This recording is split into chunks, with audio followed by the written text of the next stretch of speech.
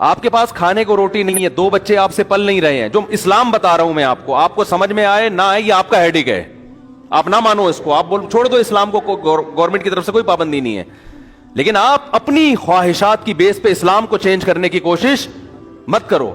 آپ کے پاس کھانے کو روٹی نہیں ہے, آپ بھوکے ہو, حمل ٹھہر گیا, تیسرا بچہ آ رہا ہے, 2 کو کھلانے کے, تعلیم نہیں, روٹی کے پیسے نہیں ہیں, روٹی کے.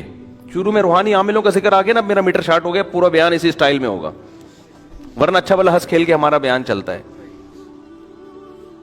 تو بلڈ پریشر ہائی ہو گیا, تو اب ساری سیٹنگ پورے بیان کی, کتنا اچھا پچھلے ہفتے آرام سے میٹھے میٹھے انداز میں بیان ہوا تھا, کیونکہ ابھی ایک بڑے بزرگ کو ہم نے دیکھا کہ روحانی ڈرامے کے ساتھ بیٹھے ہوئے نا, تو اس پہ میں نے کہا یار بس یار, اتنے بڑے آدمی کو کیا ہو گیا یار.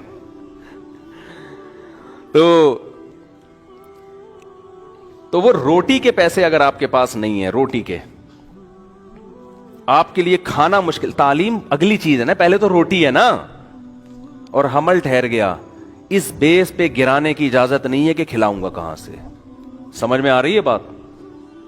آپ کہہ سکتے ہو کہ اگر اللہ نے کھلانے کا وعدہ کیا تو مجھے کیوں نہیں کھلا رہا, میں کیوں بھوکا ہوں, آپ کہہ سکتے ہو نا. ارے قرآن کہتا ہے کہ اپنی اولاد کو اپنے ہاتھوں سے قتل مت کرو, نحن نرزقکم وإیاہم, ہم تمہیں بھی روزی دیں گے اور ان کو بھی. تو انسان کہتے ہیں اللہ روزی نہیں ہے تبھی تو ٹینشن میں ہوں, بے روزگاری, دھکے کھا رہا ہوں, ادھر جا رہا ہوں ادھر جا رہا ہوں, مسائل ہیں, اور تو کہہ رہے میں دوں گا.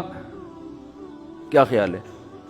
تو کہاں سے دے رہا ہے؟ یہ تو ایک نئی ٹینشن ہو گئی. میرے پاس فون آتے ہیں, بھائی اب 2 بچے ہیں, اب مفتی صاحب حمل ٹھہر گئے, کیا کریں بھائی, یہ تو ہمارے تو فیسیں ہی پوری نہیں ہو رہی, ہمارے تو خرچے پورے نہیں ہوگی. میں کہتا نہیں بھائی, اس بیس پہ آپ نہیں گرا سکتے, صبر کریں بس, اللہ پہ توکل. یہاں توکل فرض ہے. سوال یہ پیدا تو اللہ نے تو وعدہ کیا تھا اللہ کھلائے گا, تو کھلا کیوں نہیں رہا؟ آئی بات سمجھے؟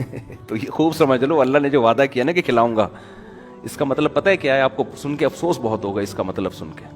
اس کا مطلب ہے اگر میں چاہوں گا میں کھلاؤں گا, اگر میں چاہوں گا, نہیں چاہوں گا تو نہیں کھلاؤں گا. اس کا یہ مطلب ہے, سمجھ رہے ہو؟ اب سوال پیدا ہوتا ہے اللہ پھر ایسے وعدے کا فائدہ کیا؟ یعنی یہ تو وعدہ ہی نہ ہوا نا. دیکھو قرآن میں جہاں بھی اس طرح کے الفاظ ہے نا, اللہ نے دنیا میں کسی چیز کا وعدہ کیا ہے, اس کے آگے انشاء کا لفظ خود بخود لگا ہوا ہے. مثال کے طور پر میں اور اس اشکال کو مضبوط کر کے بیان کرتا ہوں. قرآن نے صحابہ کرام کو کہا کہ جب مشرکین مکہ کو حرم سے نکال دو, جب مکہ فتح ہوا نا تو 4 مہینے ہیں یہ لوگ حرم میں رہ سکتے ہیں, اس کے بعد حدود حرم سے قیامت تک کے لیے حرم میں مشرک کا داخلہ ممنوع. صحابہ کو اشکال ہوا کہ اے اللہ ہم تو غربت میں آ جائیں کیونکہ ہماری تجارتیں ہیں ان سے. بھائی اگر بڑے بڑے تاجر مشرکین میں بھی تھے نا تو ہماری تجارتیں ہیں تو یہ غربت میں آ جائیں گے. تو اللہ نے فرمایا ان خفتم عائلۃ فسوف یغنیکم اللہ من فضلہ. انشاء ہے کہ نہیں ہے؟ اگر تمہیں غربت کا خوف ہے تو اللہ نے چاہا تو اپنے فضل سے تمہیں غنی کر دے گا. ایک ہی آیت. ابھی میں ان سب کا ایک مفہوم بیان کرتا ہوں, اس سے سارے اشکال حل ہو جائیں گے انشاءاللہ. فسوف یغنیکم اللہ من فضلہ ان شاء, اگر اللہ چاہے گا تو اپنے فضل سے تمہیں غنی کر دے گا.